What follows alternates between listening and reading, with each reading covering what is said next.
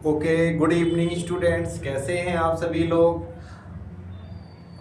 आज हम आपको बीएसटी का चैप्टर नंबर 5 है, व्यवसाय अध्ययन चैप्टर नंबर 5, नियोजन, इंग्लिश में कहते हैं प्लानिंग। तो welcome to MIIT commerce classes. और आज हम आपको बिजनेस स्टडीज का यानी व्यवसाय अध्ययन का चैप्टर नंबर 4 नियोजन बताएंगे इस वीडियो के माध्यम से। और आशा करता हूं कि आप लोगों को ये वीडियो बहुत अच्छी लगेगी और आप हमें कमेंट करके जरूर बताएं कि आपको वीडियो कैसी लगी। और हम ये भी बताएंगे कि आपको आगे किन टॉपिक पर पढ़कर एग्जाम में जाना है, ताकि आप ज़्यादा से ज़्यादा अच्छे मार्क्स बोर्ड परीक्षा में हासिल कर सकें। तो आइए चलते हैं हम लोग कि नियोजन क्या होता है, नियोजन क्यों किया जाता है, नियोजन की कौन कौन सी विशेषताएं होती हैं, नियोजन का क्या सीमाएं हैं, नियोजन की क्या सीमाएं हैं, नियोजन के कौन सी प्रक्रिया है, नियोजन के कौन कौन से प्रकार होते हैं। इन सब चीज़ों के बारे में हम इस वीडियो के माध्यम से पढ़ेंगे। और हम बात करते हैं आज नियोजन की। तो नियोजन होता क्या है। हर एक मैनेजर को, एक प्रबंधक को नियोजन करना पड़ता है, क्योंकि नियोजन को व्यवसाय का प्रबंध कार्य माना जाता है। अब हम बात करते हैं कि नियोजन होता क्या है। कि नियोजन का आशय उस प्रक्रिया से होता है जिसमें कोई प्रबंधक यह निर्णय लेता है कि उसे क्या करना है, कैसे करना है, कौन करेगा आदि। नियोजन यह बताता है कि हम आज जहां हैं और भविष्य में कहां पहुंचना चाहते हैं, इसके बारे में बताता है। नियोजन को प्रबंध का प्रथम कार्य माना जाता है। क्या माना जाता है? नियोजन को प्रबंध का प्रथम कार्य माना जाता है। अगर हम परिभाषित करना चाहें एक वर्ड में, तो इस प्रकार नियोजन को परिभाषित कर सकते हैं कि नियोजन भविष्य में झांकने की एक कला है। क्या है? नियोजन भविष्य से संबंधित होता है। तो भविष्य में हम किस तरीके से झांक सकते हैं, ये देख सकते हैं कि हमारा फ्यूचर किस टाइप का होगा, कैसा होगा। और आज हम जहां पर हैं और भविष्य में हम जहां जाना चाहते हैं, उसके लिए हमें क्या करना पड़ता है? प्लानिंग करनी पड़ती है। तो देखिए, ये हमारी वर्तमान स्थिति है जहां आज हम मौजूदा हालत में खड़े हैं, और ये दोनों व्यक्ति जो हैं वो भविष्य में कहां पहुंचना चाहते हैं, इसके बारे में क्या कर रहे हैं? नियोजन कर रहे हैं, सोच रहे हैं कि हमें किस तरीके से जाना है। तो वर्तमान स्थिति और भविष्य की स्थिति, इन दोनों के बीच का जो गैप होता है वो हमारा नियोजन के द्वारा पूरा किया जाता है। वैसे ही आज आप लोग जब 12th क्लास की परीक्षा अच्छे नंबर से पास कर लेंगे, तो आपके बहुत सारे रास्ते खुल जाएंगे। और वहीं आपके नंबर जब कम आते हैं तो फिर आप और दूसरे ऑप्शंस को ढूंढते हैं।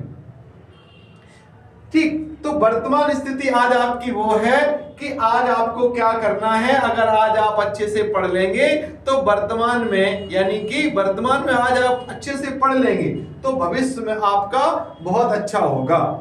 और आज अगर आपने सही नियोजन नहीं किया तो कल आपका भविष्य खतरे में हो जाएगा। तो वर्तमान और भविष्य की स्थिति के बीच को जो पूरा करे वही हमारा क्या है? नियोजन।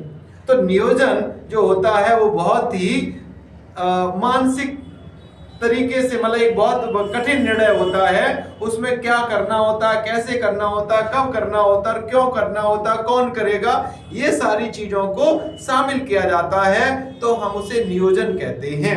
अब हम बात करते हैं नियोजन की विशेषताएं कौन कौन सी हैं। तो नियोजन की विशेषता पहली है, नियोजन प्रबंध का प्रथम कार्य है।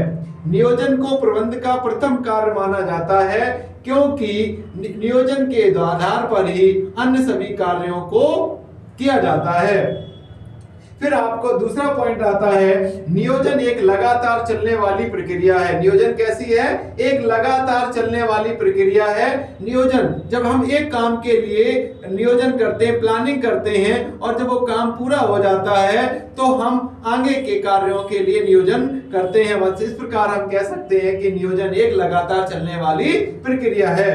तो नियोजन अन्य कार्यों के लिए आधार होता है, यानी कि जितने नियोजन के मतलब प्रबंध के जो भी कार्य हैं, जैसे नियोजन, संगठन, निर्देशन, नियंत्रण, उन सब के लिए ये क्या करता है? बेस तैयार करता है। नियोजन आधार प्रदान करता है। नियोजन प्रत्येक स्तर पर किया जाने वाला कार्य है, यानी कि एक बड़े टॉप लेवल पर मैनेजमेंट काम करता है, फिर उससे छोटे छोटे लेवल पर हर एक व्यक्ति को क्या करना होता है? अपने स्तर से नियोजन करना होता है और काम को करना पड़ता है। नियोजन से लागत में कमी आती है।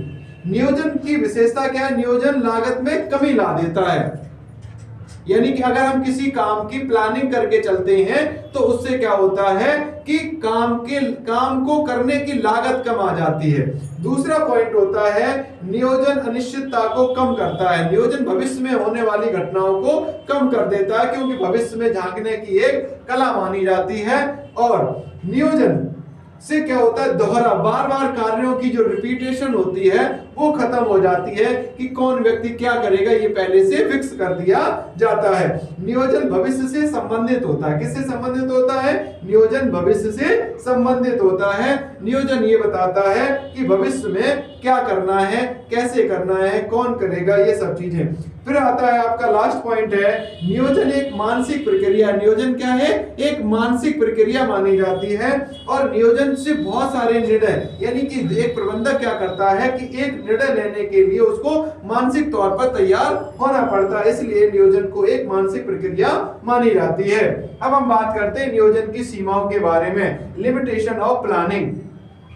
तो पहली इसकी सीमा क्या है कि नियोजन से भारी लागत आती है, मतलब लागत में वृद्धि हो जाती है। कोई भी काम किया जाता है तो एक निश्चित योजना के अंतर्गत किया जाता है, और योजना बनाने में बहुत सारा धन खर्च करना पड़ता है, क्योंकि एक गलत योजना पूरे बजट को खराब कर सकती है। तो इसलिए नियोजन से क्या आती है? भारी लागत आती है। दूसरा आता पॉइंट आपका, नियोजन सफलता की गारंटी नहीं देता है। जोखिम को कम कर देता है, लेकिन बिल्कुल सफल होने की गारंटी नहीं देता है कि बिन विचारे जो करे सो पाछे पछताए, और काम बिगाड़े आपनो जग में हंसी कराए, है ना। तो कहने का मतलब यह है कि पहले हमें सोच समझकर काम करना चाहिए। उसके बाद ये तो वैसे ही नियोजन सफलता की गारंटी नहीं देता है, लेकिन जोखिम को कम कर देता है।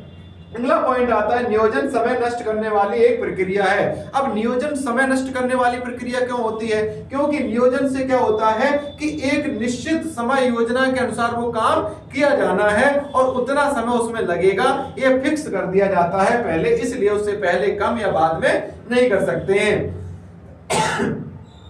फिर बात करते हैं, नियोजन कर्मचारियों की रचनात्मकता को कम करती है। अब नियोजन क्या होता है? जो काम पहले से योजना के अनुसार कर दिया गया है, बना दिया गया है, अब उसमें क्या करना है कि कोई कर्मचारी अगर अपनी रचनात्मकता, क्रिएटिविटी दिखाता है तो उसकी क्रिएटिविटी को वहां पर रोक दिया जाता है, मना कर दिया जाता है। ठीक, इसलिए रचनात्मकता को प्लानिंग कम करती है।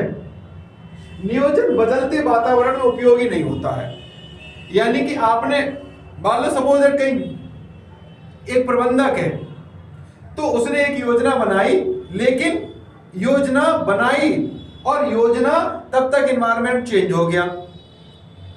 तो ऐसी स्थिति में क्या होता है कि जैसे मान लो आप कई बार घूमने के लिए प्लान कर रहे हैं, ठीक, और बारिश होने लगी या बहुत तेज कुछ ऐसी घटना घटित होने लगी जो आपने योजना बनाई थी उसके विपरीत होने लगे, तो वहां पर क्या होता है कि बदलते वातावरण में ये कामयाब नहीं होती है। नियोजन कठोरता लाता है। नियोजन से क्या होता है? कठोरता लाती है, रिजिडिटी आती है। रिजिडिटी आती है, क्यों आती है? क्योंकि नियोजन जो होता है वो उसके अनुसार काम किया जाता है और उसमें बीच में बार बार बदलाव नहीं किया जाता। एक योजना जब तैयार कर ली जाती है तो उसमें बड़ी कठिनाई होती है कि बार बार उसमें बदलाव लाना। तो इस प्रकार हमने आज इस वीडियो के माध्यम से क्या पढ़ा कि नियोजन का क्या अर्थ होता है, नियोजन की क्या क्या विशेषताएं होती हैं, ठीक, और नियोजन की कौन कौन सी सीमाएं होती हैं, इन सब चीजों के बारे में आज हमने पढ़ा। ठीक, और हम आगे आपको बात बताते हैं कि नियोजन की प्रक्रिया क्या है, नियोजन के कौन कौन से प्रकार होते हैं और नियोजन की कौन कौन से महत्व, नियोजन का क्या क्या महत्व, इस बारे में हम लोग चर्चा करेंगे।